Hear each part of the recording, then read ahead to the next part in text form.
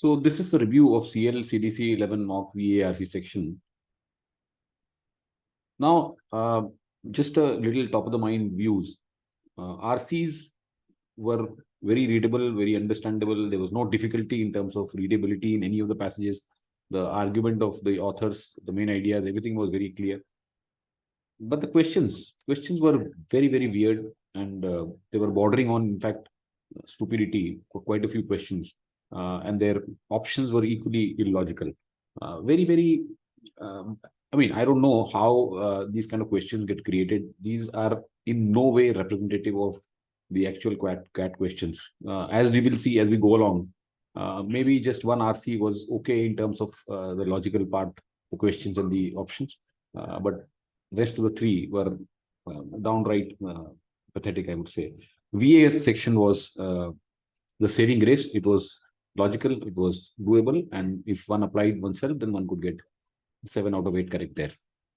So let's get on into it, and let me try to identify the issues with each of these RCs and their questions. Let's take first the RC on reading. Reading is a relatively novel addition to human repertoire, less than 6,000 years old. And the idea that might be available to everybody is a very recent innovation. For most of our history, our languages were spoken, our literary imaginations or oral. In those ancient societies, when writing first developed in Mesopotamia, Mesoamerica, and Egypt and China, both its application access to it were restricted. Written language associated with rise of states and spread of commerce were useful for trade, helpful in administration of government, and integral to some religious practices. Writing was a medium for lawmaking, record keeping, and scripture, and reading was the province of priests, bureaucrats, and functionaries. They performed rites, recited poems, and circulated information within a narrow privileged scheme. Right. So reading, relatively new, less than 6,000 years old, and not available to everybody. Only very recently available to everybody. And languages were mostly spoken for most of our history, and things were oral. And when writing first developed, then it was more to do with the affairs of the states or the government and administration and commerce. And reading was restricted to a very few people. For most of the history, that is, universal literacy was contradiction in terms. The Latin word literatus designated member of learned elite. General leadership, in the way we understand it now, did not exist, even as general human ability to read was evident from the start. Anyone could learn to do it, but the mechanisms of learning were denied to most people on the grounds of caste, occupation, and gender. According to Stephen Roger Fisher's lively and informative history of reading, Western Europe began a tradition from oral to literate in early Middle Ages, starting with the society's top rungs and finally including everybody else 1,200 years later. So universal literacy was a contradiction because this was not available to everybody. The readership was not there as wide as we see it today. And of course, the human ability to read was evident, but anybody could learn to do it. But the learning was restricted to a very few set of people, and it was not given to most of the people on grounds of their caste, occupation, or gender. And then when Western Europe began the transition from oral to literate in early Middle Ages, then it started including everybody else more than 1,200 years later. All right. So finally, this transformation gained momentum in 1455 when reading found its killer app in printing press. Before that, writing had been done on stone tablets, codices, scrolls, and bound books that were copied by hand, objects of necessarily limited circulation. The print revolution catalyzed a global market that flourishes to this day. Books became commodities and readers became consumers. Right. So now the transformation happens in 1455 with the arrival of printing press, and then the reading got democratized to a great extent. Books became commodities. For Fisher, as for many authors of long-range synthetic macro history, the story of reading is a chronicle of progress, the almost mythic tale of a latent superpower unlocked for the benefit of mankind. So this was a story of reading. This was unlocked for the benefit of mankind. If extraordinary human faculties and powers do lie dormant until a social innovation calls them into life, perhaps this might help to explain humanity's constant advancement. Reading had become our union card to humanity. Now, in this paragraph, he's trying to say that the story of reading is a chronicle of progress, and it was a superpower unlocked for the benefit of mankind. Right? So this latent superpower is the story of reading and the capability of reading.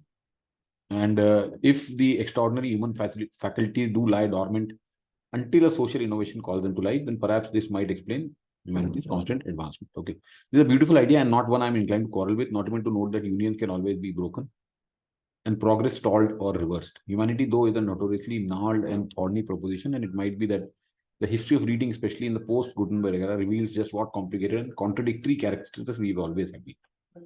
So, fine, it became a union card, but then humanity is a very twisted, gnarled means very twisted and thorny proposition. So, it's not as if things became very simple after Gutenberg era or in the era of printing press.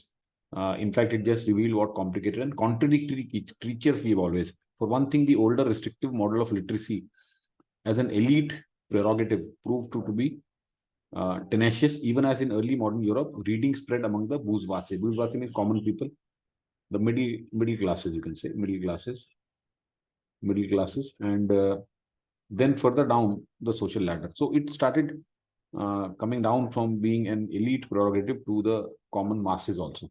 Nowadays, parents and other concerned adults worry that young people don't read or love reading enough. So now there's a different concern. Now people don't read or love reading enough. Whereas the counterparts in 18th and 19th centuries were apt to fret that young loved reading too much. So in 18th and 19th centuries, people said the young ones love to read too much, whereas now they're saying that people don't read enough. Right. So this traces the history of reading, how it was earlier an elite prerogative, and then because learning was denied to many on the grounds of caste and other things, and then when printing press arrived, then the story of reading started progressing, and it became available to the common person. That elitism connected with it was went away, and there's a different kind of complication or contradiction now at arrived. Earlier, the young people read too much, or the parents complained that they read too much, and now it's the other way around. Let's look at the questions. So passage was very simple. I don't think there is anything in this passage that could challenge an average reader. So, so obviously, if the passage is readable, then whoever creates a question tries to become extra smart or tries to look much beyond whatever is written here. The problem with creating questions in RCs and in verbal area is that whoever creates question has got the access to the whole article. He has plucked this part from the article. Maybe this, from wherever it has been plucked, some of the paragraphs have been removed from in between. He has, maybe, I don't know. I'm just saying, I've not gone to the original source of it. So they select some paragraphs out of it and make a passage. Now, if somebody who's got a view of the entire passage and he creates some questions which tries to test your ability of looking way beyond whatever is written here, then the person can create a mess. And that's what seems to have happened here. Let's try to look at the questions. Humanity, though, is a notoriously gnarled and thorny proposition, and it might be that the history of reading reveals just what complicated and contradictory creatures we've been. We've always been. Which of the following best captures the essence of this sentence? The history of reading in the post-Gutenberg era highlights the complicated and contradictory nature of reading. Now, this anyway has been a misprint there. This is a misprint there. Okay, so this is exactly as what is given here. Just what complicated creatures we have been. So it highlights the complicated and contradictory nature of reading. So I don't know what he is intending to convey by this. The history of reading is grappled with paradoxes marred by the twisted propositions of what we call humanity. This can be easily eliminated. There's no paradox there, and there's no twisted proposition of what we call humanity. The history of reading is not merely a timeline, but a tool to reveal the complexities inherent in human nature. So it's not merely a timeline, but a tool. The history, it reveals that just what complicated and contradictory characters and creatures we have been. The history of reading reveals the dichotomy of human advancement and contradictions inherent in the society. A dichotomy of human advancement and contradictions inherent in humanity. So I don't know what kind of options have been created here. In fact, just what complicated and contradictory characters. Let's try to go here and read what is where is mentioned. Humanity. So this is a beautiful idea. This has become a union card to humanity, and this is a beautiful idea. Not one I'm inclined to quarrel with. Not even to note that unions can be broken and progress stalled or reversed. Humanity, though, is a notoriously gnarled and thorny, and it might be that history of reading reveals just what complicated and contradictory creatures we have always been. For one thing, the older model proved to be tenacious. So, okay. So I don't know what from this whether we can really just reveal just what complicated and contradictory. See, this is one. Now, this let's try to understand. Universal literacy was a contradiction. Okay, one the contradiction in terms, because literacy designated a member of learned elite, and general leadership was not available. Now, this is not what has been mentioned here. This is not what this particular guy is, this Fisher fellow is referring to. So he's saying it reveals what complicated and contradictory creatures we've always have been. To understand this better, we may have to look at the paragraph which could further follow from here. Okay, based upon this, can we say that why is he saying this? It might be the history of reading reveals what complicated and contradictory creatures we have always been. So I don't know whether any of these options can be considered as correct implication or the essence of this sentence. Let's read again. Highlights the complicated and contradictory nature of reading. Complicated and contradictory nature of reading. So maybe somebody can say that complicated and contradictory nature of reading is that young people don't read enough these days, whereas in 18th and 19th century they read too much. So is this a complicated and contradictory nature of reading? One may say that. The history of reading is grappled with paradoxes. This we can eliminate it very clearly. Fine. The history of reading is not merely a timeline, but a tool to reveal the complexities inherent in human nature. Fine. Maybe we can say that. The history of reading reveals a dichotomy of human advancement and contradiction inherent in humanity. Maybe this is a little too vague. The correct answer given here is 3. It is not merely a timeline, but a tool to reveal the complexities inherent in human nature. I don't know what to make of this, but certainly on the basis of just whatever information is given here, to be able to come to this is not really sufficient. So I would just leave it here. As per me, this is not a good question with not any good options. This, in fact, is this kind of question itself should not have been given here. Based on the passage, which the following statements about the role of written language in early stages of its development is true? It was a tool for organizing and functioning of this is the sole logical question in this particular passage. Written language in early stage of developments, it's very clearly written that written language associated with the rise of state, spread of commerce, useful for trade, administration, and integral to religious practices. So lawmaking, record keeping, and all of those. So it was a tool for organization and functioning of society. This is okay. People at the time did not have the capacity to learn it. It was an integral part of religious communication. No, religious communication was mostly oral. General public did not reap this wrong. So one is a clear answer here. So this was the only logical question that I found in this particular passage. If extraordinary human facilities and powers do lie dormant until a social innovation calls them to life, perhaps this might help to explain humanity's constant advancement. Which one of the following is not an implication? Future social innovations can unlock even more extraordinary human faculties. Fine, agreed. This is definitely an implication, so not the answer. Limiting access to social innovation would limit human advancement. Fine, this also I agree. Now let's look at this. Social innovation mentioned in the sentence refers to our ability to read. Social innovations may not be the only factor contributing to human advancement. Now, social innovation, what does it refer to? Let's understand this. Social innovation. For Fisher, as for authors of blah blah, the story of reading is a chronicle of progress, almost mythic tale of latent superpower unlocked for the benefit of mankind. What is this latent superpower? The ability to read, isn't it? Reading has become, so ability to read, or maybe the accessibility is a better term. Accessibility to read. Accessibility to read.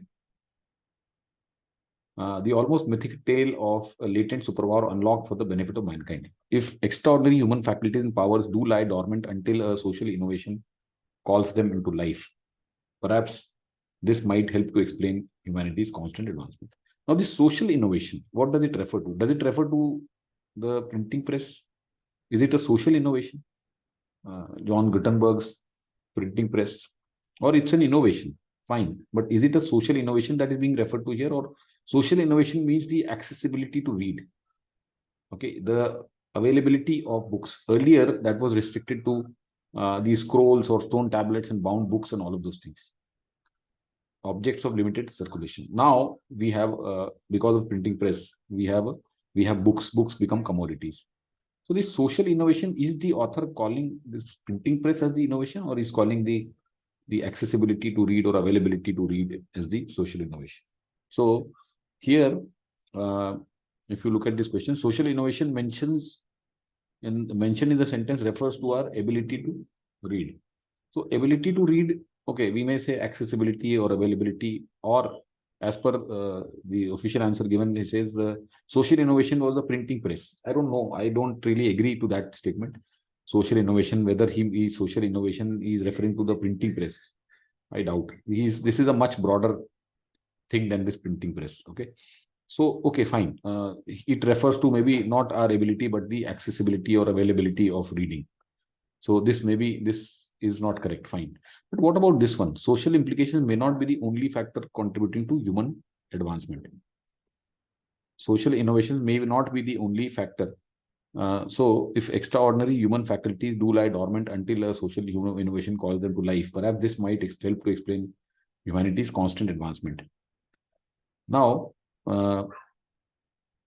as per this particular statement, if extraordinary human faculties and power do lie dormant until a social innovation calls them to life, then this might explain humanity's constant. Therefore, social innovations may not be the only factor contributing to human advancement. This is wrong. Social innovation may be the only factor. This might explain, because now the answer given here is, of course, 3. And he says that because of this, perhaps we can say that this is correct. Now, I disagree, because in any case that perhaps has been captured here, may. Right? This perhaps has already been captured here, that this may not be the only factor. So this is wrong, because so if we say social innovation may be the only factor contributing to human advancement, this is what is implied by this.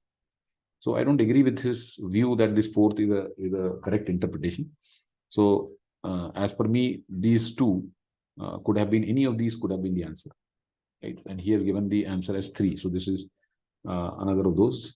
I would call it so let me call them vague, abstract, ridiculous. Okay, among these. So this is one such question. First one. This is okay. This is fine. So this is fine. This is no issue with this question.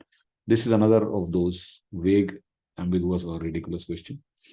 All of the following cannot be inferred from the passage except that reading is an activity whose value, while broadly proclaimed, is hard to specify. All of which cannot be inferred except, right? So which means which can be inferred. Reading is an activity whose value is hard to specify. Can we infer this or not infer? The transition from an oral to literate society began with Gutenberg's printing press. So oral to literate did not, this is very clearly, it cannot be inferred, right? So this cannot be inferred. So this we can rule out, because transition happened much earlier. It did not wait for Gutenberg's printing press. Reading too much or too little, societal anxieties about reading have been a consistent theme. Now, as per this, the official answer has been given as 3. I don't agree. Reading too much or too little is a theme, which means what? Theme means what? Theme means with something that recurs, something that happens again and again. That means too much reading, too much reading, too little reading. So this is one cycle. Then again, too much reading, too little reading. This is another cycle. So has this been given here? Consistent theme. Reading too much or too little, societal anxieties about reading have been a consistent theme. So my understanding from this option, maybe I'm wrong, I don't know, but I don't read it the way this guy who is marked this as the correct answer has read it. He says that too much has been given once and then too little has been given once. So they form a consistent theme. I don't agree to this. If you are saying that this has been a consistent theme, then it has to be like a sequence. Too much or too little was a theme. Then again, after a few years or hundreds of years, same thing came back.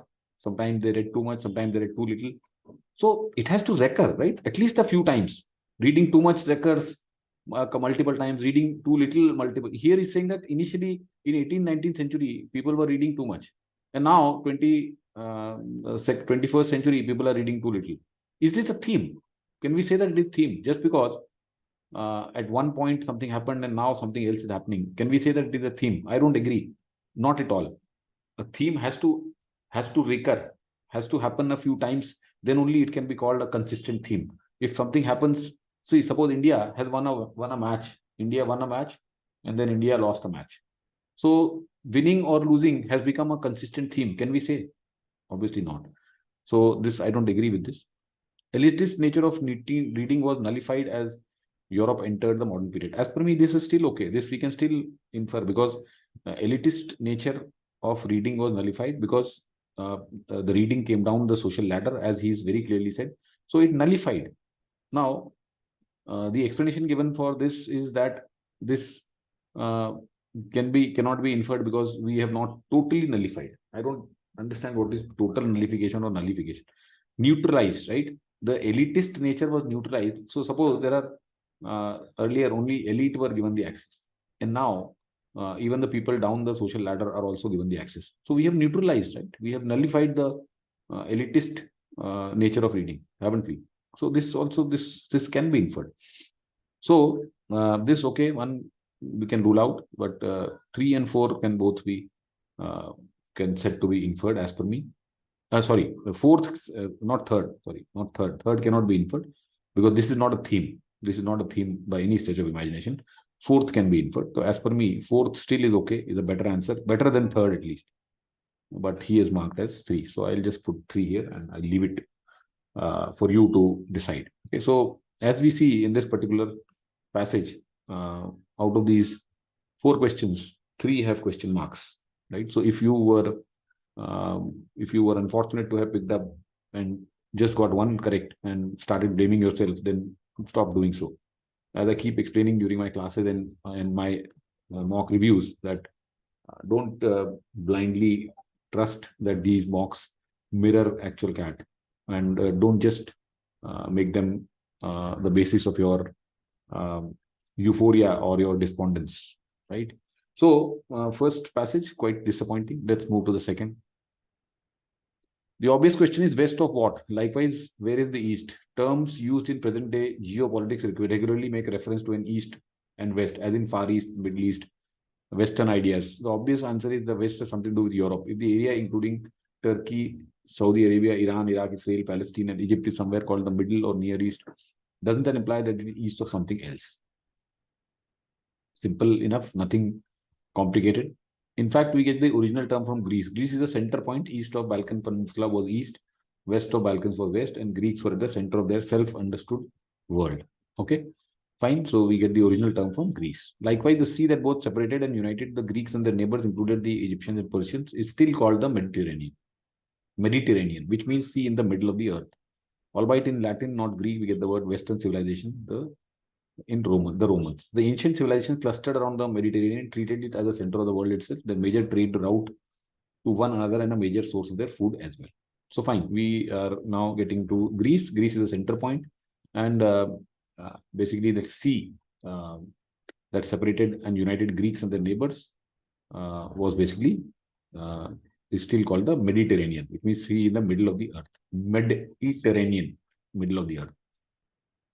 To the Greeks, there were two kinds of people, Greeks and barbarians. The Greek word is barbaros. Supposedly, the word barbarian came from Greeks mocking the sound of non-Greek languages. Barbar. The Greek traded with all their neighbors and knew perfectly well that the Persians and Egyptians and Phoenicians, among others, were not their inferiors in learning art or political organization. But the fact remains that they were not Greek either. Thus, one of the core themes of Western civilization is that right from its inception, of East being east of Greece and West being west of Greece, and the world being divided between Greeks and barbarians, there was an idea who is central and superior, who is out on the edges and inferior, or at least not part of the best version of culture. So he says that Greeks divided people into two types, Greeks and barbarians. Whoever is not a Greek is a barbarian. And this came from this particular mocking sound. Now, Greeks traded well with their neighbors, and all of these Persians, Egyptians, and all. And they knew that they were not inferiors. But the fact remains that they were not Greek either. Now, what do you make of this sentence? This is a very critical sentence because a couple of questions are based upon this. So, again, as I say, that आपने अगर ये सिर्फ इतना सा एक passage हमें दिया है यहाँ पे, और आपने अगर पूरा पैसेज पढ़ा हुआ है ऊपर से नीचे तक, तो you have obviously got a better understanding of the whole thing. So don't try to mock people's reading capabilities by asking questions that maybe need to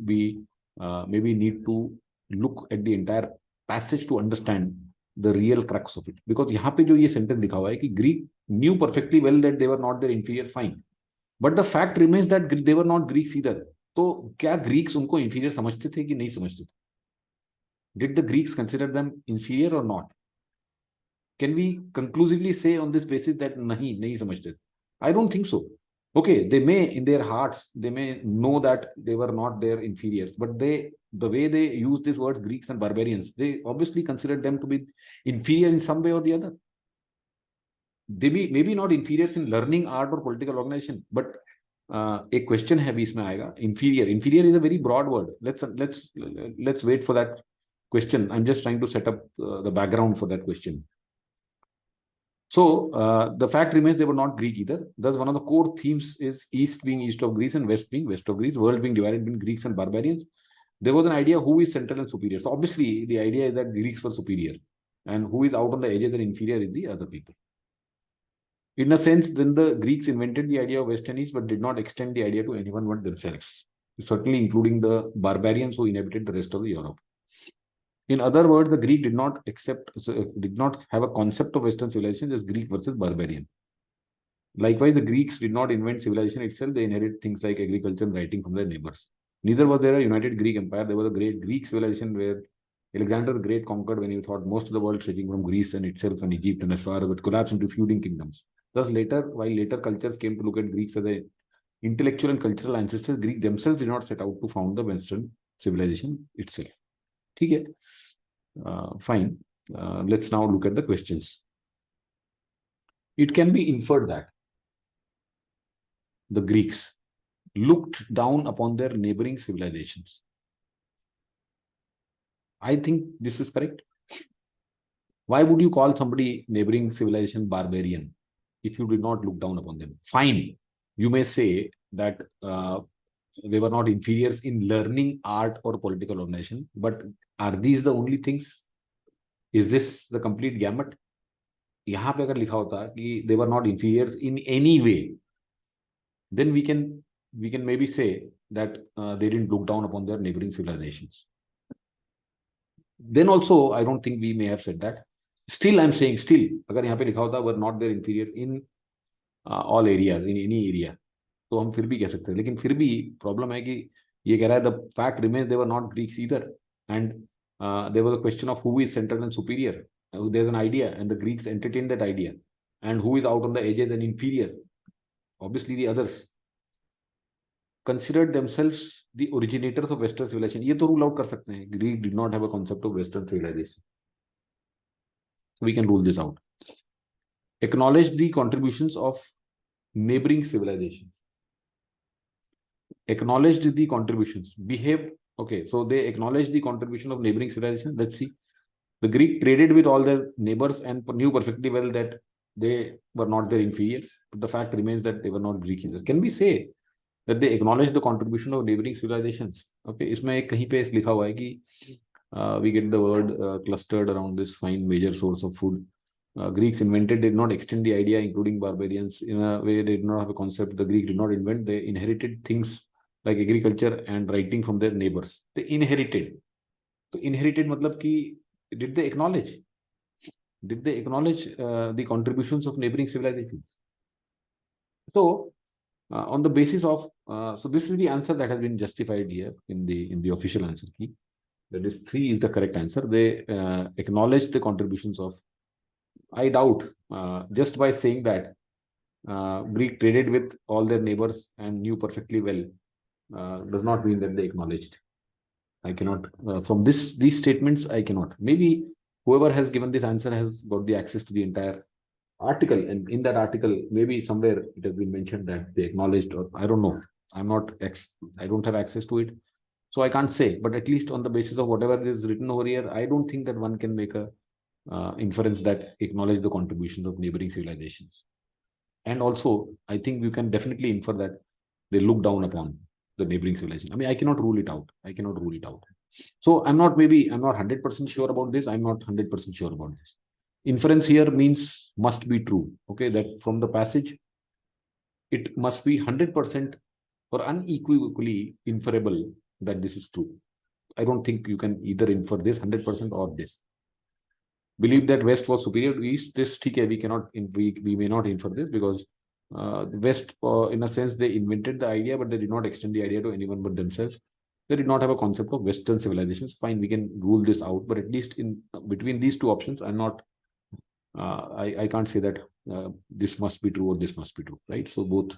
Anyway, I'm just marking 3 here because that's the official answer game. So the first question itself turned out to be our vague, ambiguous, or ridiculous question.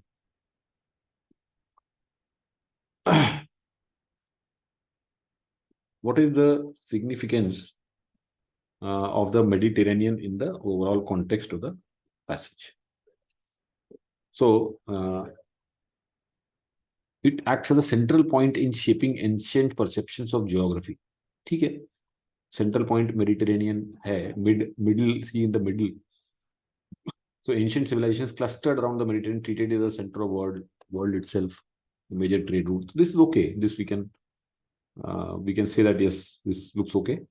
It is presented as a source of origin of the term the West. ऐसा नहीं है कहीं पे भी. It highlights the Greek and Latin influences of the etymology of Western. Again, exemplify the cross-cultural exchange.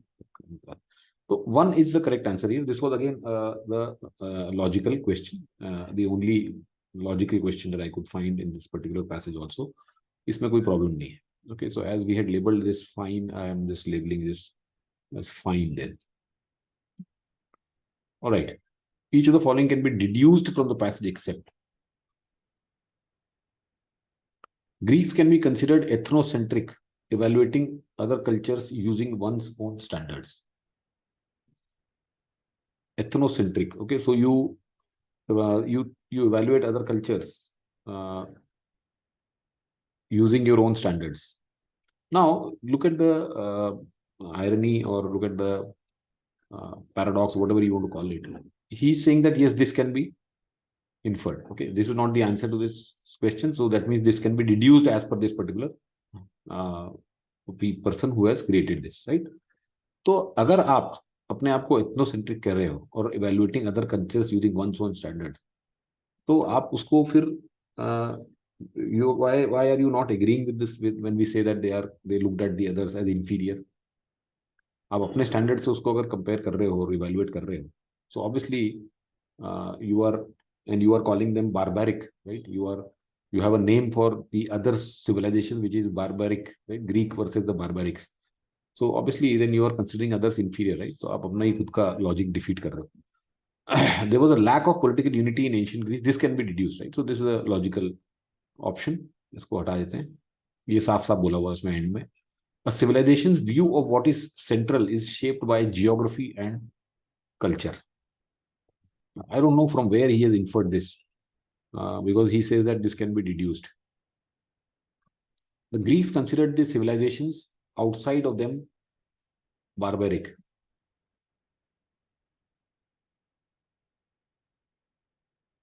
So, the Greeks considered the civilizations outside of them barbaric. इसको ये कह रहा है कि it cannot be inferred.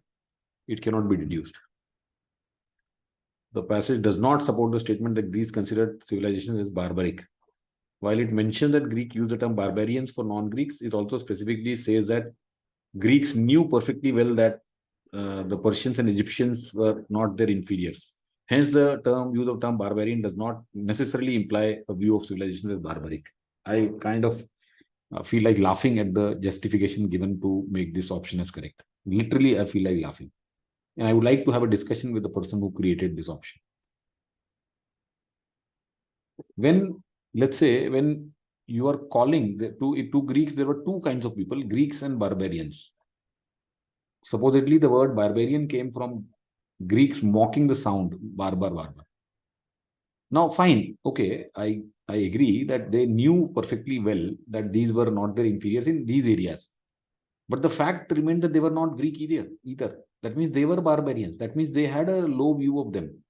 Otherwise, why would they call it barbarian? They may have called these Persians and Egyptians something in between and the others as barbarian. If suppose they were so generous towards Persian, Egyptians and the Phoenicians, then they may have had a third category. यहाँ से can we really infer this that Greek did not consider civilization outside of them as barbaric? But first of all, this barbaric का मतलब क्या है यहाँ पे? See, this barbaric is given in a specific sense. जो हम barbaric आज word use करते हैं, वो अलग है, right? The word barbarian came from Greek mocking the sound of non-Greek languages. Now, does he mean barbaric as in what we use in today's context or in the actual context of the word barbarism? So, barbaric basically means savagely cruel, right? Savagely cruel. So, does he mean here savagely cruel? If that is so, then yes, this cannot be deduced because there is no mention of cruelty. But then barbaric, they call them barbarians because of something else. So, do you mean barbaric as in savagely cruel, or do you mean barbaric as in the way it has been used in the passage? हमें क्या पता है आप ये barbaric क्या बोलना चाह रहे हो? How do we know it? We are not inside your mind. So either you clarify it. The Greek considered the civilizations outside of them as barbaric, as in savagely cruel, or as in the real sense of the word. अगर आपने यहाँ पे ऐसा लिख दिया होता तो हम कहते हैं हाँ ठीक है, ये नहीं कह सकते हम कि barbaric जो है वो in the real sense of the word which means savagely cruel we can infer or not, वो नहीं कह सकते हम. Sure, agreed. But where have you written it? This barbarian जो यहाँ पे जिस तरीके से उसने यूज किया है, हम तो उसी तरीके से देखेंगे ना. Greeks, the world is divided between Greeks and barbarians. There was an idea who is central and superior and who is out on the edges and inferior. So that means as per them, this barbarian does not mean savagely cruel, or it means somebody who is inferior to them. At least not part of the best version of culture, right? So this is again ridiculous. This is a very ridiculous option, if you ask me, which has been justified. So I don't know. I don't know whether with civilization this can be inferred. I have my own doubts. He has justified that this can be inferred. A civilization view of what is central is shaped by its geography and culture. So again, I don't have a view on this. The correct answer marked here is 4. So I'm just going by it. Okay, first, yes, we can say that it can be inferred. Greek can be considered ethnocentric. This is fine. I agree. And both of these can be deduced, so they can be ruled out. But among these two, I don't know. This definitely looks to me as it can be deduced, and he's marked this as a except. So this was again a vague, ambiguous, ridiculous. The passage presents arguments to primarily answer which of the following questions. Now, this is again the example of a very, very vague or a very, I mean, I don't know what he's trying to check. First of all, that passage itself is very limited in its view of trying to present whatever information. And on top of it, is trying to ask this kind of a vague question. How did the Greeks contribute to the modern understanding of East and West? Fine. How did the Greeks contribute to the modern understanding of East and West? So I think we can look at this as also a correct answer. it presents arguments to answer which of the following question. So Greece contributed to the modern understanding of East and West, in the sense that Greeks provided the reference of the central point. Greeks considered themselves center, and therefore they provided the reference of East and West. The East is whatever is east of Greece, and West is whatever is west of Greece. So it presents arguments to answer this question. So this would have been marked as a correct answer. What is the historical context behind the behind the terms East and West in geopolitics?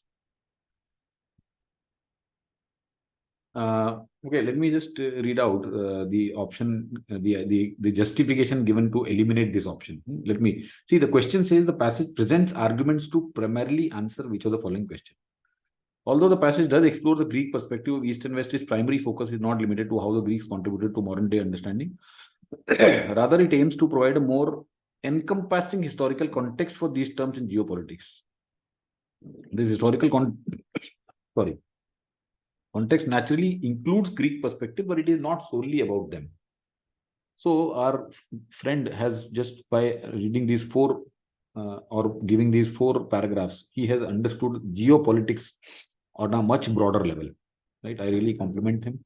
He should be rather given a correspondence job in either Guardian or The Economist or some such publication. They would definitely be benefited by his great deal of geopolitical insights. First of all, this kind of question, if you are creating, then you are overextending whatever you are supposed to do. You are going way beyond your mandate. Okay, your job, whoever is posing questions here, is not to try to test the deeper level of understanding of world's geopolitics or some such things by just giving these four paragraphs, right? So if you are trying to say that, okay, we agree that Greeks, we got a contribution from the Greeks of the understanding of this, but this is not the sole thing. And this was on a much, much broader scale. And therefore, we are ruling this out. So I don't think, maybe you can fool a few people by giving such justifications, but at least people who are who know what who are good readers and who know what they read, I don't think you will make any impact on them. What is the historical context behind the terms East and West in geopolitics? So he has gone much beyond his mandate, as I said. Geopolitics. Okay, so let me see whether the word geopolitics itself has been used here or not. The obvious question is, West of West, terms like this, okay, in present day geopolitics regularly make reference, as well as obviously West has something to do with this. Okay, so fine. What is the historical? This also is okay. I'm not disputing that this also can be the correct answer. Fine. What is the historical context behind the terms East and West? Fine. And how did the Greeks contribute to the modern understanding of this? This is also fine. Because the passage focuses mostly on Greeks, is it not? If you look at in this paragraph, it is Greece. In this paragraph, it is Greece. In this paragraph, if 3 out of 4 paragraphs focus on Greece, and Greece has enhanced your understanding of East and West, then why this is not primarily or this cannot present argument to primarily answer this question? Obviously, it can. This is also okay, fine. But rather, this fails to take Greece into account, and Greece is a very important element of this. How have geographical terms like this evolved over time? This is okay. This is not the answer. Fine, I agree.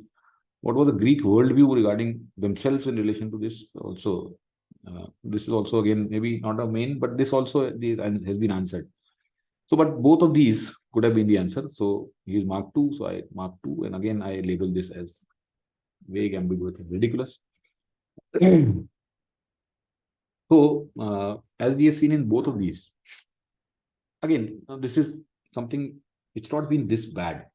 Okay, every mock, let's say, whether it is time का हो या CL का हो या IMS का हो, कुछ questions आपको मिलेंगे ऐसे. Even now, we might extend this argument and take it to CAT.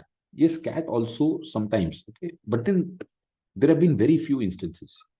अगर आप 2021 का पेपर देखेंगे, 2021 में एक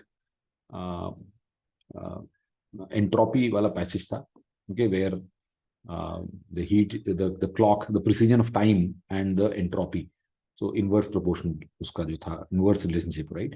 उसमें एक question था which was which was accepted that it was a wrong answer given by a cat or IAMS, and this is all over the net. You can look for it, and there's a dispute, and that dispute has still not been resolved. And it was very clearly wrong answer that was given officially. But उस तरह के cases बहुत ही rare होते हैं. एक हो गया. They cannot afford to do these kind of things because they have to answer. Right? They have to answer and justify. Unlike our friends who create these kind of mocks who have nobody to answer to, I keep raising a lot of questions on their site after going through their justifications or their explanations, but I have not got any answer so far for even one of the questions. So it is all a one-way street. The question is given, the answer is this, you have to justify it, whichever way that it is. So my only recommendation to students is don't take these too hard. Don't make them as a basis of your evaluation of your VARC skills. Okay. Let's go to the third passage.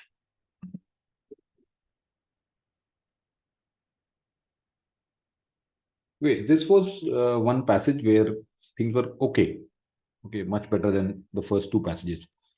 Is there any instance of suicide among animals? Yes, said many. The most quoted example of an animal committing suicide is Homo sapiens. So, Homo sapiens is an animal. Humans are animals, and humans do commit suicide. So animals do commit suicide. Okay. Others have reported examples of pets and domestic animals that are starved to death after the passing of their mate. For example, geese, societal dogs, starving to death near their owner's grave, have been known since ancient times and reported in modern times also. That a dog will grieve itself to death is well documented. Some will refuse food and water after the passing of a close human or animal, stated the anonymous. And then, of course, there are societal cows throwing themselves off a cliff near the small village of Lauterbrunnen in the Alps. Fine. So here are some examples of pets and domestic animals that starve to death after the passing of their mate and also of their owner. And they have been reported. Dogs, especially. And then there are some societal cows. A French investigator identified 3 main models of societal behavior in animals available to ecological research. Unfavorable dispersions due to demographic pressures or human encroachment, altruistic sacrifice to protect the group, grief over loss of a beloved owner. These are 3 situations under which suicidal behavior is seen. First mechanism is unlikely to offer important analogies to human societal behavior. The other 2 models are plausible but rare in humans. So first one जो है unfavorable dispersions due to demographic pressures or human encroachment. So this may not offer an analogy to a human societal behavior because human societal behavior इसके कारण नहीं होता है as per this French investigator. Other 2 are plausible. ये animals में हो सकता है, altruistic sacrifice to protect the group. But I don't know. I find this quite illogical if you ask me. Humans also, based on demographic pressures, they commit suicides. Human encroachment, किसी ने घर पे कब्जा कर लिया, निकाल दिया घर से, तो suicide तो कर ही सकते ना लोग. Altruistic sacrifice to protect the group. Many people in army, they sacrifice themselves to protect the group or for the larger interest of the country or whatever. So there are situations. Now, suicidal, would we call it suicidal behavior, altruistic sacrifice? हो सकता है suicidal behavior हो. Somebody takes the bullet in his chest to save the other colleagues. Grief over loss of a beloved owner. This may not happen. Beloved owner से नहीं हो सकता, लेकिन mate से जरूर हो सकता है. So anyway, let's read on. To date, naturalists have not identified suicide in non-human species in field situations, despite intensive study of thousands of animal species. Suicide is a rare occurrence in humans. No surprise then if evidence of suicidal animals in both wild and domestic situations is hard to find. However, there is sparse evidence of self-harming behaviors in animals. I don't know. As we keep reading, it seems as if इसमें बीच में something is missing, something is inconsistent with whatever is written earlier. To date, naturalists have not identified suicide in non-human species in field situations. तो ये सब क्या था फिर ये? Then what was all this? The reported examples and all of these things. I don't know. In field situations, maybe in under study नहीं हुआ होगा.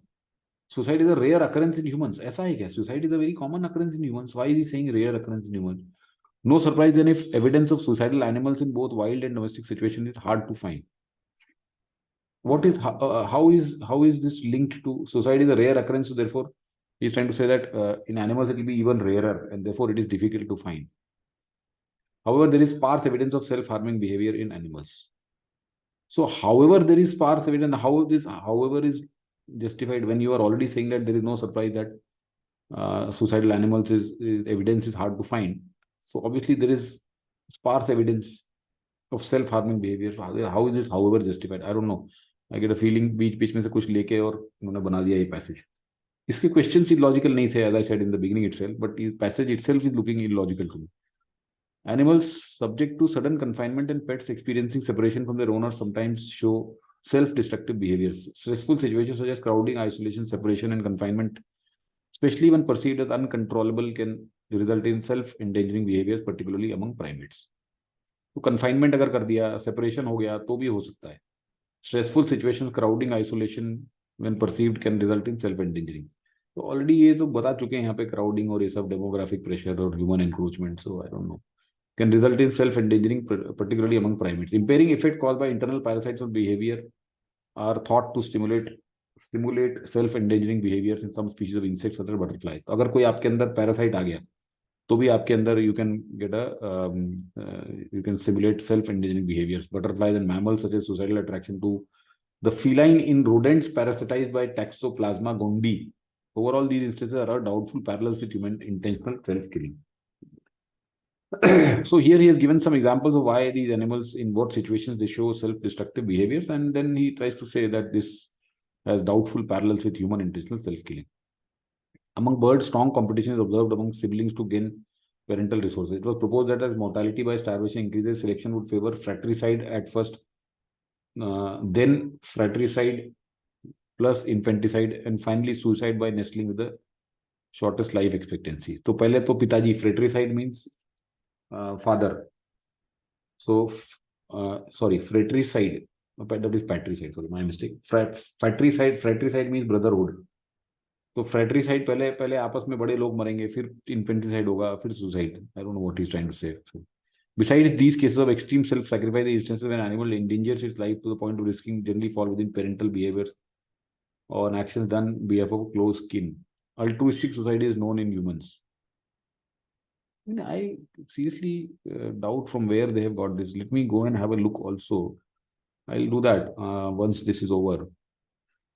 Altruistic suicide is known in humans. यहाँ पे ये कह रहा है ये फ्रेंच इन्वेस्टिगेटर कि altruistic suicide is rare in humans, और यहाँ पे बोल रहा है altruistic suicide is known in humans. Suicide with a hostile intent aimed at revenge is recorded in the anthropological literature, and spiteful or retaliation intentions sometimes encoded in suicide notes. Nevertheless, altruistic suicide with hostile intent form a small fraction of all cases. The majority of suicide can be attributed to the will to stop unbearable suffering. Fine. So my view has always been that when the passage is simple enough to read and there is a main idea that emerges very clearly, so these people then go out of their mandate, as we've seen in the last two passages. उसमें समझने में कुछ भी नहीं था, तो ये थोड़ा ज्यादा होशियारी दिखा रहे थे जिन्होंने भी क्वेश्चन बनाए, and therefore they then totally lose it. Okay, they lose it completely. But when the passage is a little illogical और कोई ऐसा thread नहीं मिल रहा है यहाँ पे, मतलब I am seeing, it's like this, that one argument says something, then comes back, then again says, then comes back. There is no consistent theme that is emerging, and I don't know after reading this कि ये कहना क्या चाह रहा है ultimately, because this person is contradicting himself somewhere. He's saying something else then contradicting. but ठीक है, इस तरीके पैसेज में questions हमें मिल जाते हैं करने लायक, because those questions are from specific places. Based on the passage, which statement best reflects the scientific consensus on suicide in animals? Scientific consensus क्या है? So scientific consensus यहाँ पे होगा क्या? To date, naturalists have not identified suicide in non-human species in field situations despite intensive study of thousands of animal species. Suicide is a rare occurrence in human. No surprise if evidence of suicidal animals is hard to find. So this can be said to be the scientific consensus और something, because और कहीं पे भी scientific लोगों के बारे में कुछ बात नहीं की गई है, राइट. सो फ्रेंच इन्वेस्टिगेटर जरूर है एक, उसने भी कुछ 3 मॉडल्स बताए. Let's take a look at the options. Animals specially domesticated ones are capable of suicide. ऐसा आइडेंटिफाई नहीं किया इसने कि specially domesticated ones are capable of suicide and others are not. This is not the correct answer. There is no evidence on whether animals in wild display self-harming behaviors. There is no evidence on whether animals in the wild display self-harming behaviors. तो हमें तो scientific consensus की बात निकालनी है. Only humans have been conclusively shown to be affected by unbearable suffering. यहाँ पे तो animals की बात हो रही है. Animals sometimes display self-harm behaviors, but they're not equivalent to human suicides. ये कह सकते हैं कि they are not equivalent, right? No surprise that evidence is hard to find. So there is sparse evidence of self-harming behavior in animals.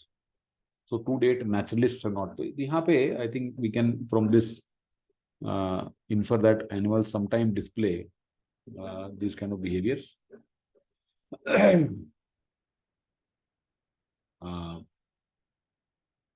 And which are not equivalent.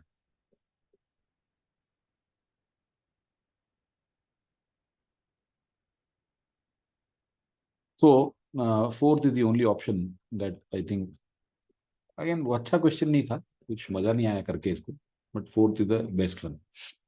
Which among the following facts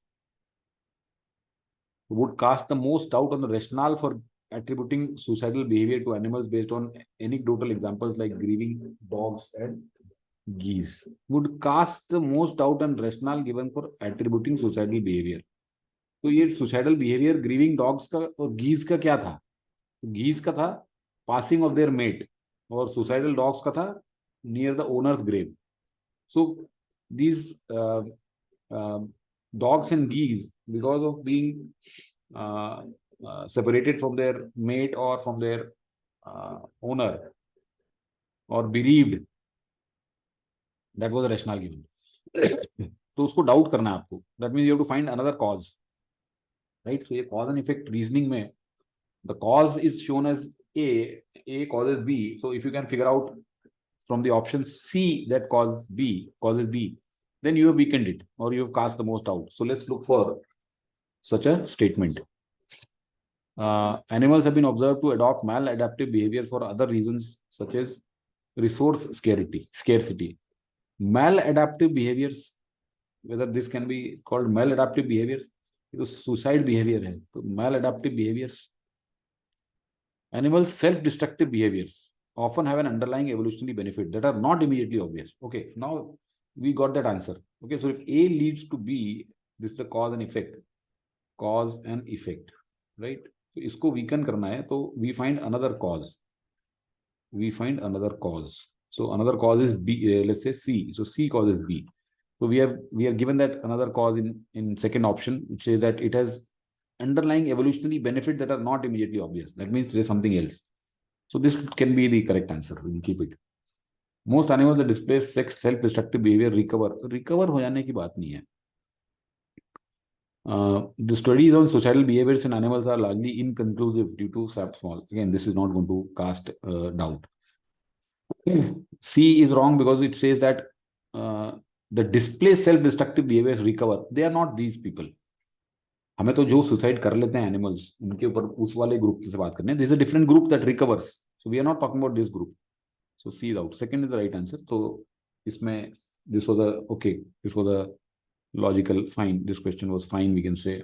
This was semi-fine. I would not call it 100% fine, but semi-fine. The last sentence of the fifth paragraph states, overall, these instances are rather doubtful parallels with human intentional self-killing. This conclusion rests on the assumption that.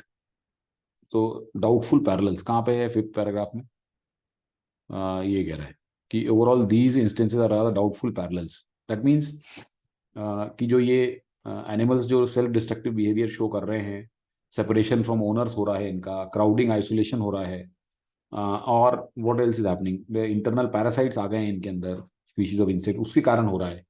So these are not the reasons why humans kill themselves, right? So the reasons that these animals kill and the humans kill themselves, are different. So we have to find the assumption that is there in that. Okay. All species of animals share an equivalent level of emotional complexity as humans do. So ये तो उल्टा हो जाएगा ना. If we share the same level of complexity, then there'll be a parallel with humans. So this is wrong. Human suicidal behavior is an inappropriate model for understanding suicidal tendencies in other animals. These are rather doubtful parallels. Human suicidal behavior is inappropriate. We will keep it. ये भी कुछ logic तो है इसमें. Manifestations of self-destructive behaviors are limited exclusively to domesticated animal species. This has got nothing to do with this. Self-endangering behavior in animals lack the intentional thought process that characterizes human suicide. Okay. So, fourth is a better option than second. Because second says human behavior is an inappropriate model. Why is it so? See, assumption आपने answer नहीं किया यहाँ पे. Okay, you are saying it is an inappropriate model. तो ये तो ठीक है. सपोज करो कि आपने कहा कि उस रास्ते से मत जाना. इसमें क्या assumption है? तो ये assumption है कि वो रास्ता सेफ नहीं है. तो क्या ये ऑप्शन बेटर assumption है या वो उस रास्ते में रॉबर्स अटैक कर देंगे and there have been reports that people have been waylaid and many crimes have been committed. That is a better assumption ना, rather than just saying that वो रास्ता अच्छा नहीं है. तो यहाँ पे कह रहा है कि ह्यूमन बिहेवियर का जो मॉडल है वो अच्छा नहीं है. तो this is okay. This was the second best assumption you can say. But fourth is a more specific thing that self-endangering behavior lacks the intentional thought process. इसलिए ये human behavior inappropriate model है, right? This in fact answers this also. इसके अंदर भी ये assumption है. So अगर आप second को assumption मानोगे तो उसके अंदर ये assumption है. इसलिए fourth is the correct assumption here. So this is okay. This is a fine. This question is fine. Which of the following statement best describes the passage? Highlighting the limitations and challenges in drawing parallels between a phenomenon that in non-human animals and similar behavior in humans. This looks fine. The first option itself looks fine. Limitations and challenges. Providing evidence, both scientific and anecdotal, to prove that a specific phenomenon cannot be conclusively. No. ऐसा नहीं है कि it cannot be conclusively found. ऐसा तो कहीं नहीं है. वो तो कह रहा है लास्ट तक जाके. The instances fall within this and suicidal with all these are there. तो ऐसा नहीं है. This is wrong. Analyzing a phenomenon in non-human animals through the lens of human behaviors and concluding that such analysis is valid. Not at all. यही तो हमने बोला है कि ये पैरेलल है ही नहीं human being से. Arguing that a phenomenon observed in humans is not present in non-human animals based on both scientific and non-scientific. Not at all. It is obviously observed. Okay, so we cannot say this. Correct answer is 1. This also was fine. So as I said that अगर passage illogical है, उसमें कोई central theme emerge होकर नहीं आ रहा है, तो questions आप जरूर कर लीजिए. Okay, because questions will be answerable here. जहाँ पे उसको पैसेज बहुत अच्छे से समझ में आ गया, वहाँ पे he will kind of go beyond his limits or his mandate, as I keep saying. Right? So let's move to the last passage.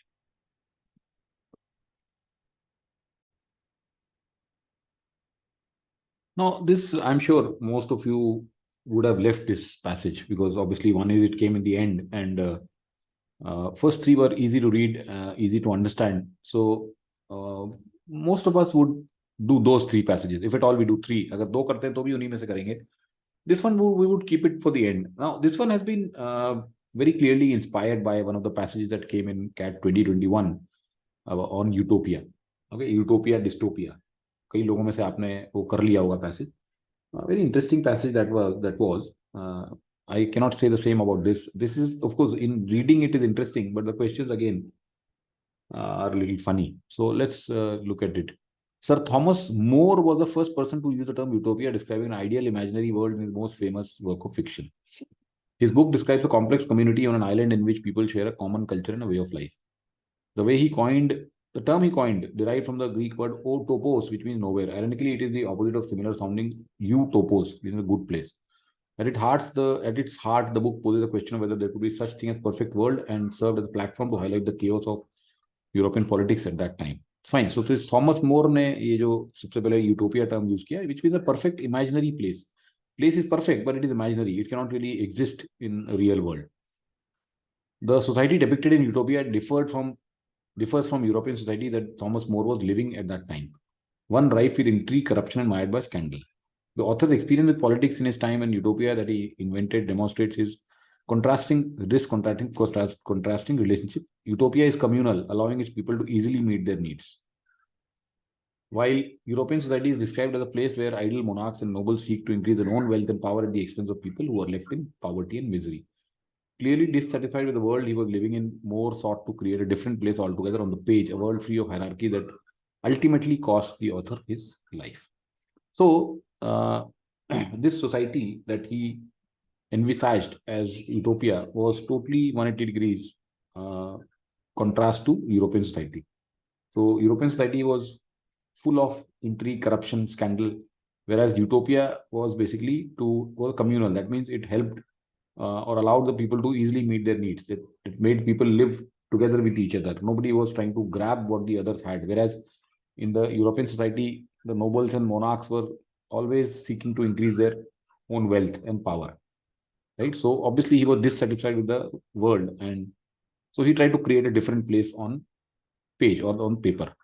The story unfolds as Giles introduces More to Raphael, a well-traveled philosopher, engaged in a debate on the intersection of philosophy and politics in book 1.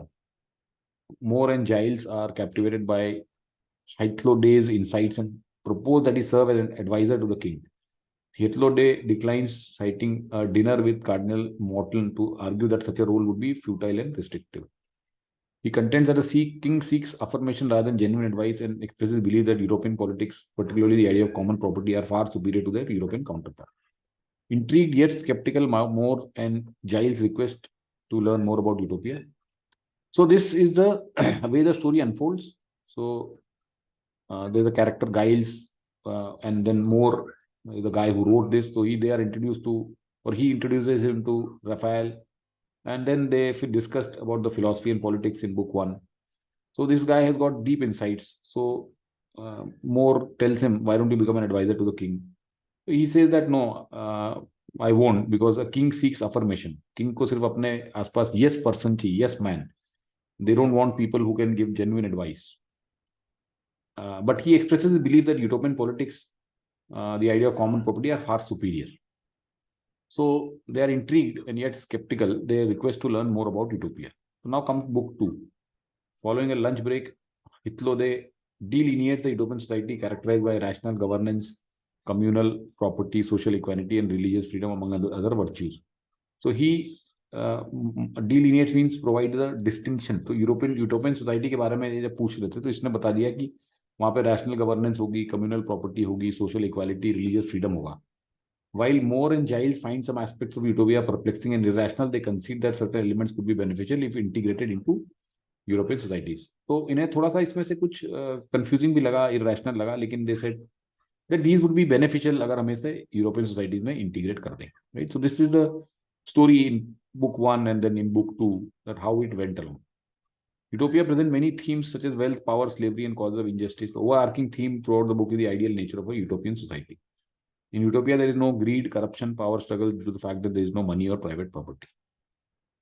There is very little hierarchy and everything is held in common where everyone's needs are supplied. Utopia is based on the idea that money corrupts the government and destroys justice and happiness in society.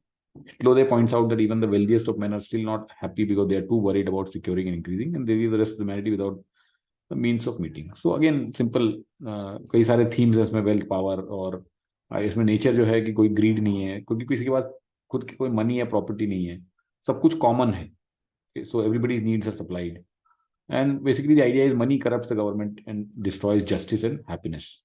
Even the wealthiest of the person is not happy because they are worried about how to hold on to what they have and increase whatever they have. So this basically leads to injustice and blah. So as again, we can see that there is a very clear theme, there is a very clear progression of ideas as it was in first and second passage, and not so in the third passage. But in fourth, again, we see very clear line of thought leading from one idea to the other, and we can very easily figure out what the author is trying to say. So again, then this will set the backdrop of some kind of a vague, ambiguous or irrational kind of a or ridiculous kind of question. Let's see what this passage has in store for us. Which of the following best encapsulates the thematic flow of the passage? The passage initially introduces the idea. First of all, these kind of questions never come. They have never come in CAT. They can never come in CAT. There's such long options. Okay, this looks like a para summary question rather than thematic flow of the passage. In fact, if you, I'm sure you would have done many such questions. The common question, one of the common question type of questions in CAT is that keywords, which are the following keywords capture the main ideas of the passage. So those are simply single word or couple of words or one or two phrases, and then 4 or 5 or 3 or 4 or 5 such phrases are given. So this is totally contrast to that. This gives long sentences. So I don't know इस तरह का question क्या बनाने का इसको sense क्या दिमाग में आया इसके बनाने वाले के I don't know. So sorry. The passage initially introduces the idea of utopia, contrasts it with European society, probes the difficulties of governance and policy making through its characters, highlights the elements of social justice in utopian society, and wraps up by pointing out the impracticality of utopian economics and governance. So, क्या लिख रहा है? In fact, by the time you reach halfway, you are already tired of this question and you would move ahead. Passage opens by defining utopia, compares it with social structures in Europe, discusses the role of king and aristocracy through the lens of its characters, explores the complexities of an ideal world, and ends by recommending the adoption of a utopian society. So, इसमें तो कुछ गड़बड़ है. Discusses the role of king and aristocracy through the lens of its characters. The passage begins with the introduction of utopia, contrasts with European society, discusses the limitation of politics and governance through the characters, explores the specific ideas of an ideal society, and finally critiques the social and ethical pitfalls of wealth and power. I don't know. I'm totally lost. I mean, honestly, this is such a ridiculous question that this takes the cake for the most ridiculous question. Passage starts by detailing European society, juxtaposes with utopia, delves into the nuances of this, explores the practicality, concludes with it. So let's leave this. The correct answer given here was 3. I'm not even going into the various options. This is the most ridiculous question that could ever be. Which of the following cannot be inferred from the passage? Utopia serves as an allegory to expose the vices and iniquities in European society. So it serves as an allegory. So can this be inferred? What is the meaning of the term allegory? So something like a story or poem or a picture that can be interpreted to reveal a hidden meaning, typically a moral or political. Right? So it's a story or a poem or a picture that can be interpreted to reveal a hidden meaning. That meaning could be moral or political one. So utopia serves as an allegory to expose the vices and iniquities in European society. I don't know whether it serves as an allegory. I'm not sure it can be, whether this can be inferred. The lack of private property in utopia is a cornerstone for its societal inequality. He says that this can be inferred. Lack of private property or lack of money or private property. यहाँ पे लिखा हुआ है there is no money or private property. Two things are given. So can we say that just the lack of private property is a cornerstone, not money? So I don't think that this can be inferred. Moore, Giles, and Hetloday all agree upon that utopia system is superior to European models. They all agree. So do they all agree? So Giles introduces more like he's captivated. He declines, serve as an advisor, and expresses belief in utopian politics, particularly the idea of common property. Moore and Giles request to learn more about this. He deliberates by doing with more and find some aspects they concede that certain elements could be beneficial if integrated into. So can we not say that they agree that utopia system is superior to European models that can be integrated into it? Can we not infer this? Definitely we can. So ये in fact नहीं infer कर सकते as per me. Lack of private property, इसमें money भी आना चाहिए यहाँ पे. To make this as can be inferred, because obviously he will say that this can be inferred. As per them, as per the option given here, this official answer, this can be inferred. Whereas I don't agree to this. Lack of private property, lack of just a private property is not. यहाँ पे money लिखना बहुत जरूरी है. Because based on the idea that money corrupts and power struggles due to the fact that there is no money or private property. So money is a very important. Lack of money or private property अगर यहाँ पे होता तो आप ये infer कर सकते हो. So again, this is also a, okay. Correct answer given was 3, but I think they all agree. They all agree. So I don't know how we say that it cannot be inferred. Let me just for my understanding read his official answer. This statement is not supported. While it is evident that Heteroday considered utopia to be superior, it is not clear that more guys fully agree. Fully agree or all agree. ठीक है, यहाँ पे fully agree लिखना चाहिए आपको. The passage mentions they find some aspects perplexing and irrational, though they concede that certain elements could be beneficial. This suggests that they are intrigued but not necessarily in full agreement. Therefore, this option is correct. I mean, I really take my hat off, or hats off, sorry, my hats off to this guy, whoever has designed this particular mock, because literally he needs to be acknowledged. Okay, he needs to really, I mean, I need to bow before him. If he all agree, fully agree. I mean, when this fellow is saying that they find some aspect, but they concede that certain elements could be beneficial if integrated into European society. So can we not say that they all agree that this is superior? That's why you are asking, you are agreeing, or you are acknowledging that some of these can be incorporated, right? Would be beneficial. So what's there not to agree on this? Anyway, so let's move to the next one. Which of the following best describe the motivation behind More's book Utopia? The book serves as a historical account of Thomas More's personal experiences in European politics, aiming to document the political landscape at that time. This is not the motivation. Motivation is he was not satisfied with the European society, right? So it was rife with intrigue, corruption, and mired by scandal. Also, the experience with politics and the utopia that he invented demonstrates this contrasting relationship. Okay, this just brings me to this question back. Miles, More, Giles, and Hitler, they all agree. Now, More has written this book. So would More write this book unless he did not agree that utopia system is superior? He was already fed up of this European society. So will More not agree with this? I mean, this totally defeats logic.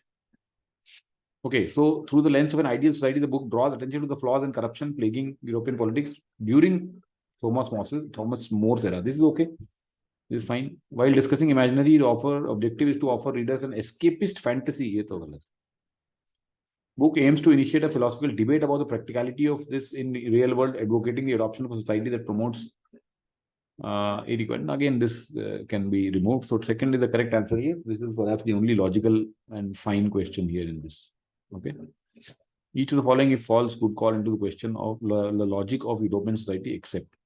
Each of the following, if false, would call into question. So, इसको convert करेंगे. Each of the following, if true, would not call into question, except, which means which would call into question, right? Not call into question except means which would call into question. So which would call into question. So if true, would weaken. Call into question means weaken.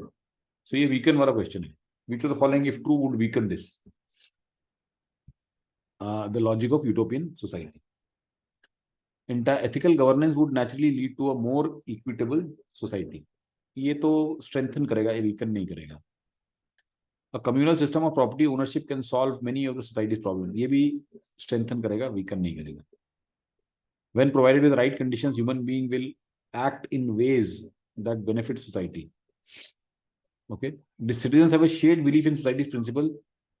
Citizens having a shared belief in society's principle need the incorporation of punitive measure. Okay. So this is correct. This is wrong. I mean, this is wrong. This is the correct answer. Punitive means punishment. So यहाँ पे punishment की कोई बात ही नहीं हुई है. Right? Punishment is not at the core of a utopian society. So this is the correct answer. This would weaken. Right? So this is again a fine, this is a logical question. तो इसमें 2 मिल गए. What a great achievement that they got 2 logical questions. So total logical questions कितने हो गए? Let's look at the out of 16. We have only 1 in this, and we have only 1 in this, and we have semi fine. चलो fine ले लो 2, तो 4 हो गए अभी तक, 5 6 हो गए, ठीक है. एंड इसमें 1 है, 7 हो गए, ठीक है. एंड देन यहाँ पे 2 है, 9, राइट. नहीं नहीं नहीं नहीं नहीं, sorry sorry sorry sorry sorry. पहले 2 में सिर्फ 1 1 है, मतलब कि 2 यू है. इसमें 4 है, मतलब 6 हो गए, और इसमें 2 है, राइट. इसमें 2 है, तो 8 है. 8 out of 16. So just imagine 8 out of 16. So this 8 question, which is a very, very high rate of illogicality. I have not seen any mock. There are 4 or 5 questions you will find. 8 out of 16 is totally intolerable. Okay, so I don't know what this guy was smoking when he designed this. Or maybe they outsourced this to Rahul Gandhi, who knows. Let's look at the VA question. Now, VA, as I already said in the beginning, is a saving grace here. VA questions जो हैं वो ठीक ठाक थे. Research has shown that factors such as economic status, gender, and class have distinct relationships. Fine. Positive correlation has been noted between economic status. Additionally, mental health is not just an individual concern. So, mental health से start कर देंगे 4 से. This is an independent sentence, right? So, mental health is not an individual concern, but a matter of social justice as macro level platforms vary across different demographic groups. Straight away, we have 1 then after this, because 1 talks about the demographic factors. Economic status, gender, and class have a distinct relationship. So 1 is a very clear follow-on sentence after 4th. Then where do we go? A positive correlation has been noted between economic status and mental well-being, and gender-specific trends have shown that women are more likely to suffer from depression, while men are often diagnosed with schizophrenia. Additionally, class can further influence these disparities. So these disparities, which disparities?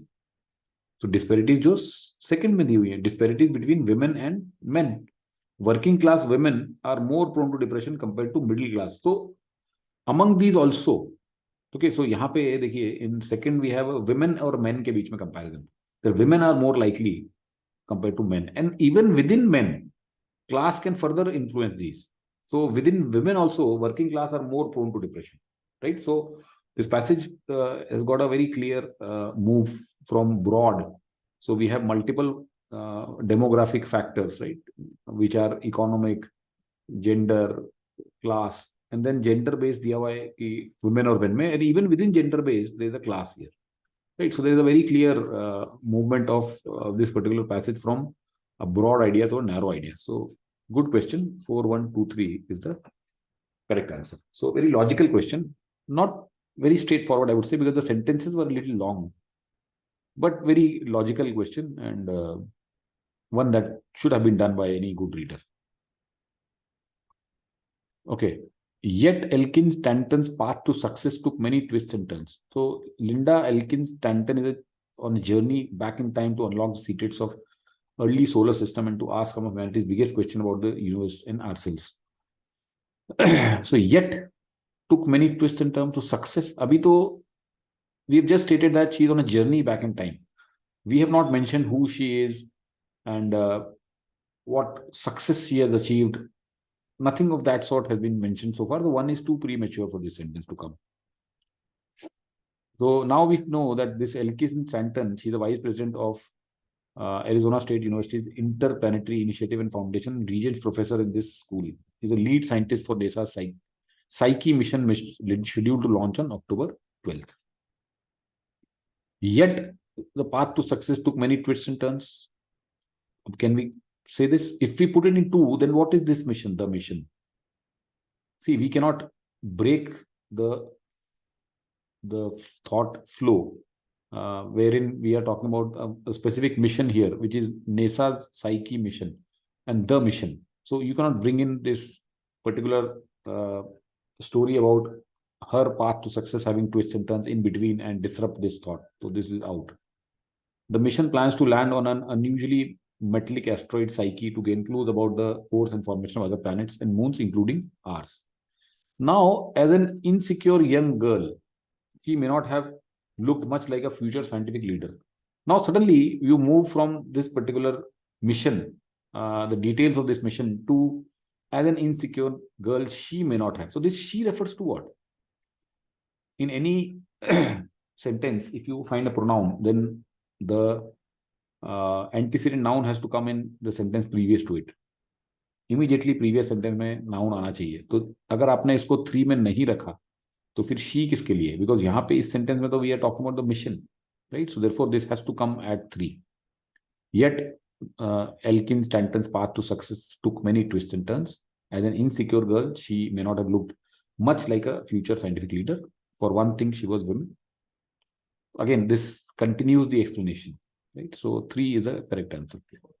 Good question, logical question, no doubt with this. The passage given below is followed by 4 alternate summaries. Choose the option that best captures the essence of the passage. Fine. The South Africa's African Renaissance is a multifaceted concept that is less popular than Mandela's Rainbow Nation due to its complexity, partly due to its complexity. It intersects with the Black economy environment, a government initiative. Concept also invites criticism for its irony and contradictions, such as the idea that South Africa, once isolated from Africa during apartheid, should spearhead an African Renaissance. Additionally, the term Renaissance itself is European in origin, which seems to contradict the movement's aim to break from European colonial legacy.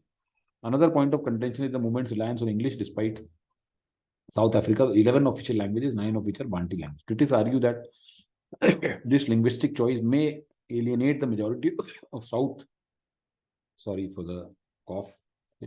Majority of South Africans who do not speak English as their mother tongue. Okay, so ये जो South African Renaissance है, ये एक थोड़ा सा this has got a lot of irony and contradictions. One is that South Africa, which was once isolated from Africa during apartheid, should spearhead an African Renaissance. This seems a little contradictory. That South Africa was a country that was totally apartheid. That means blacks को वहाँ पे कोई right नहीं थे. They were treated as almost like animals. So that country should lead this African Renaissance is a little contradictory. Additionally, Renaissance is a European term, and therefore, how can then you announce your break from European colonial legacy when you use this term, which is a European European in origin, and also using English. So these are some of the things that make this particular movement very contradictory and ironical. South Africa's African Renaissance is a complex concept riddled with ironies and contradictions, including its European terminology and reliance on English. This looks okay, we'll keep it. African Renaissance concept intersects with Black economic empowerment, suggesting they share same objective but have unique complications. This doesn't capture this major part of it, irony and contradictions. यहाँ से यहाँ तक irony और contradictions है. सिर्फ ये Black economic empowerment की बात यहीं पे हो रही है. So this is very this is totally incomplete. Okay, it just conveys a very minor part of the whole thing. So this is wrong. Reliance on English could potentially alienate people who do not speak the language, raising questions about inclusivity. This English is just one part of it. Okay, this is just one idea. Whereas there are 3 main reasons why the author is calling it contradictory and ironical. So ये एक ही बात कर रहा है.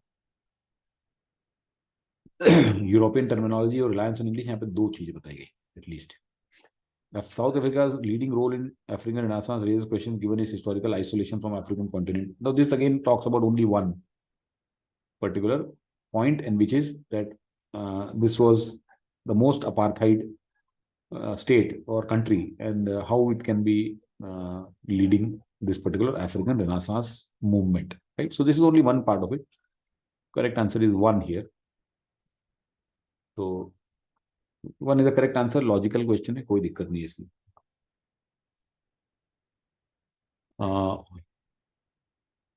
Homo sapiens coexisted and frequently interbred with various hominin species, including some we haven't yet identified. On an evolutionary, some of these species, so cannot begin dependent sentence. For most of our history, Homo sapiens have not been the only humans. This looks like the opening statement, but they dropped off. Okay, so opening statement is 3 very clearly. For most of our history, Homo sapiens have not been the only humans. Homo sapiens coexisted and frequently interbred with various hominin species, including some we haven't identified. 1 is a very clear follow-on statement. Now, where do we go? On an evolutionary timescale, some of these species vanished only recently, but they dropped off one by one. So 2, 4 अगर हम करेंगे, तो This but is not explained, because already you are saying that there were species and they vanished, but they dropped off. So this but is not justified if you give 2 4. So you have to give it 4 2. You have to put 4 here. That human beings coexisted, Homo sapiens coexisted and frequently interbred, but they dropped off one by one. That means these species whom they interbred with, these various hominid species, they dropped off, leaving our own species to represent all humanity. On an evolutionary time scale, some of these species vanished only recently, और उसमें से कुछ तो, some of these who dropped off बहुत ही recently खत्म हुए. So 2 is a logical ending here. So 3 1 4 2 the right answer. Easy question था, कोई difficulty नहीं थी. Here is a little bit of a challenge here in this passage. Okay, let's understand it. Kiritsu is deeply embedded in Japanese industrial business systems. Fine. Not an opening statement, because what is Kiritsu, we don't know. That is given in second. Japan has a unique organizational form known as Kiritsu, referring to business groups of diverse companies that have close relationships with one another. So diverse companies हैं, उनके business groups हैं, and they are related to, they have got good relationship with one another. As a result, product or service quality is ensured by companies building trusted relationships with each other. This cannot come after second.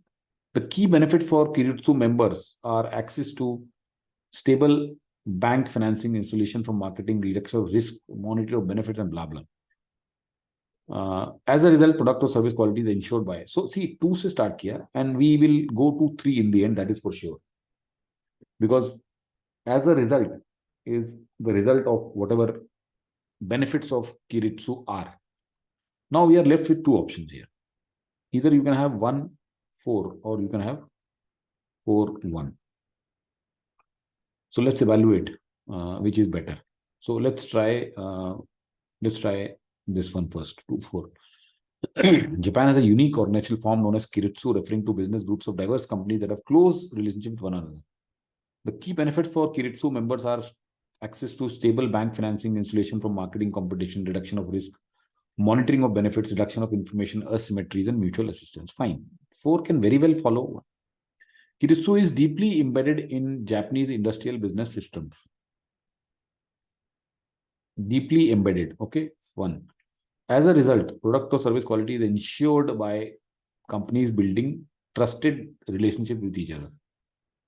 Now, as a result, now is this a result of Kiritsu being deeply embedded, or is this a result of all of this which is mentioned here? What looks more likely? So I think 4 looks more likely. Kiritsu being deeply embedded is not really a justification that product or service quality is ensured by companies building trusted relationship with each other. It could be. Okay, see, there's a bit of a confusion here. I agree that it could be 2 4 1 3 or 2 1 4 3. But if we look at it a little more closely, then as a result, Kiritsu is deeply embedded. So let's evaluate this one. Kiritsu is deeply embedded. So Kiritsu refers to business groups that are close relationship. It is deeply embedded as the key benefits are stable to access to stable bank financing, insulation from marketing competition, reduction of risk, monitoring of benefits, reduction of information asymmetries, mutual assistance. As a result, product or service quality is ensured by companies building trusted relationship with each other. So this looks 3 looks much better after 4. Okay, so ये हो सकता था 2 4 1 3, but this as a result के कारण it is much better if we put 2 1 4 3. Okay, so 2 1 4 3 is the correct answer. थोड़ा सा इसमें challenge हो सकता था समझने में, but 2 1 4 3 is the better answer. All right, so this also was a fine. All right, no problem with this. थोड़ा सा इनमें से डाउटफुल. अब ये इतने लंबे लंबे पैसेज और इतने लंबे लंबे इसके ऑप्शन बना देते हैं, तो let's read this. Psychologists investigated the potential impact of illusory image making, such as wearing counterfeit items, on personal ethics and attitude towards others.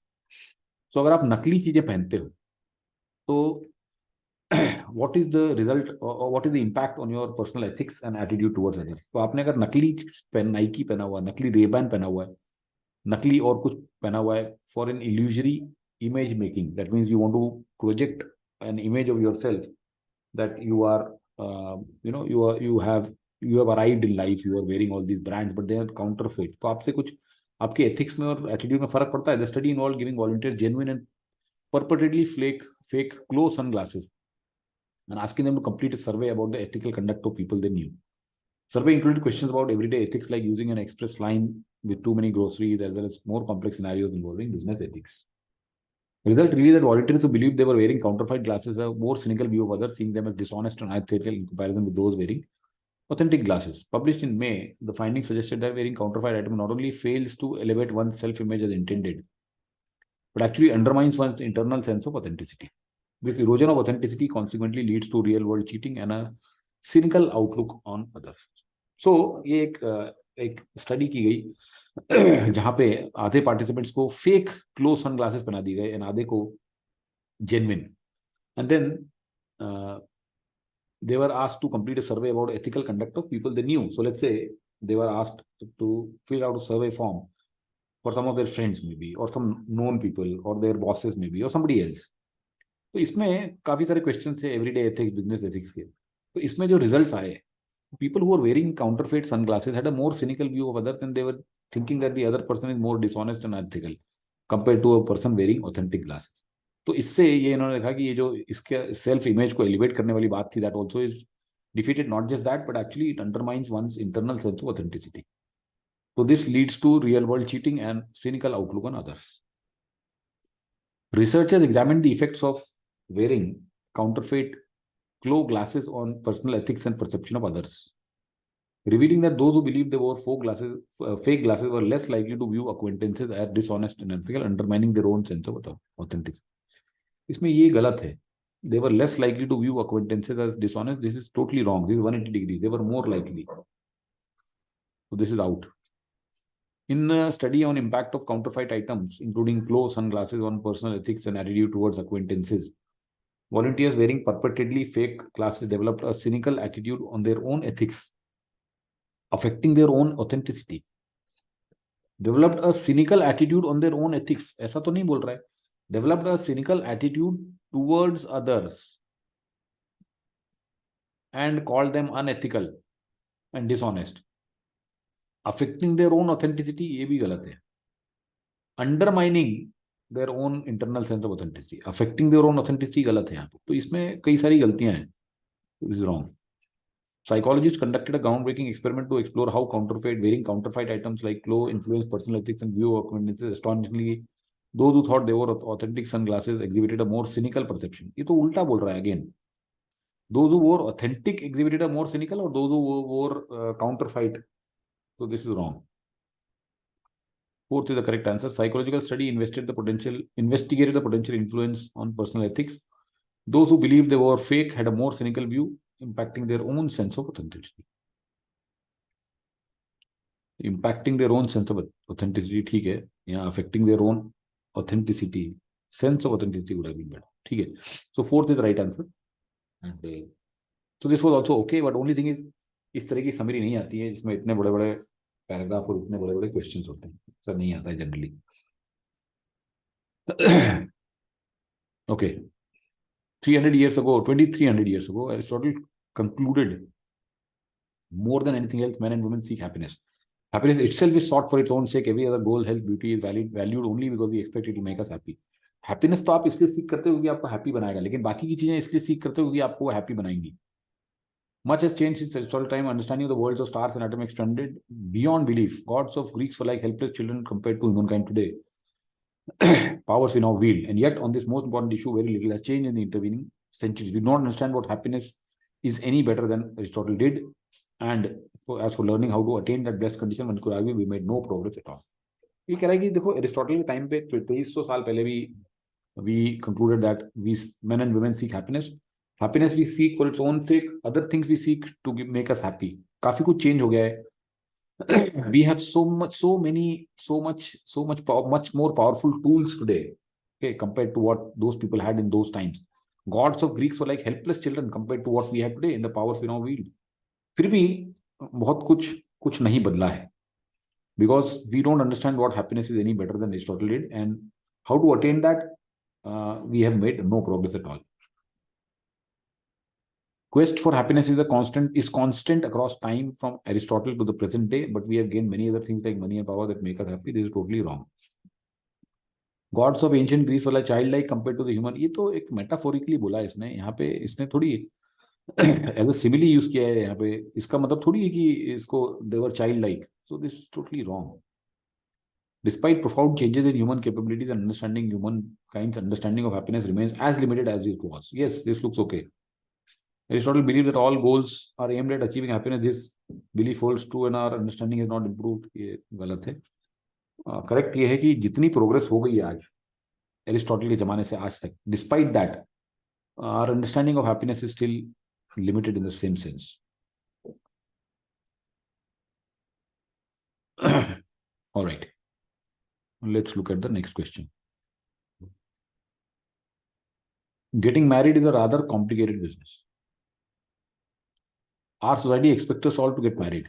With rare exceptions, we do that. ये तो बहुत premature है. It involves mastering certain complex hustling and courtship games, the rituals and the ceremonies that celebrate the act of marriage, and finally the difficult requirements of a domestic life. Oh, इतनी complicated चीज है. Mastering certain complex hustling and courtship games. पहले तो आप courtship game. First of all, you find out who is the relevant partner. Then you woo or you court that partner. You hustle, play courtship games. Then the rituals, get married, ceremonies, and then the difficult requirements of adjusting.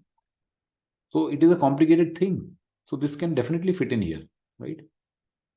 Let's evaluate if, let's say, we don't fit in here. With only rare exceptions, we all do that. That मतलब क्या है यहाँ पे? Our society expects us to get married. With only rare exceptions, we all do just that. Means what? Get married. Getting married involves mastering. It is an enormously elaborate round of activity, much more so than finding a job, and yet many resolutely remain unemployed, few remain unmarried. Yet while many remain unemployed, few remain unmarried. So can it come in 3? It could, but then ये जो जितना इसमें थोड़ा सोचा, इसमें I think we need a little bit of thinking that whether it would come at 3. It is an enormously elaborate round of activity. Getting married is a complicated business. It is an elaborate round of activity, much more so than finding a job. But then, if you look at this sentence, which says mastering certain days, courtship and rituals, in depth it is described.